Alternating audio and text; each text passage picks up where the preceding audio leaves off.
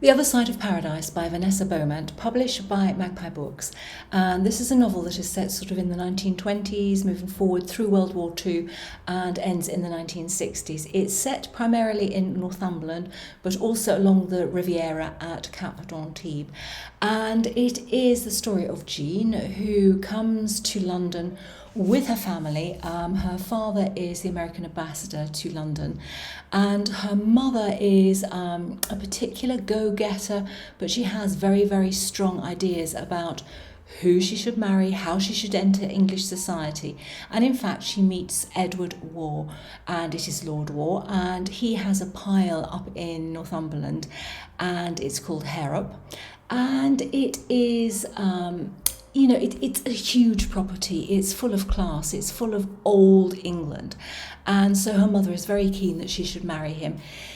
They do get married, but it isn't really a love match in that sense. And so Jean tries to find her footing in English society, obviously through her husband, but also how to look after this huge stately home, which is falling apart, but, it has tradition and history, and of course her mother has bought into this.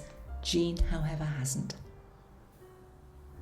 Her mother encourages her to buy a villa down south, down at Antibes in the Riviera, and she spends a little bit of time looking for just the right property, and there she does find the right property, but that point marks a change in her life and in her relationship with her husband.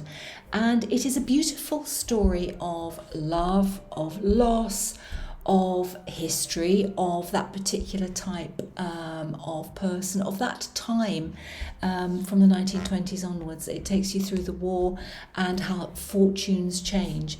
And I think it is a wonderfully observed story that I really, really enjoyed. And I think this will be a hit over the summer of 2024.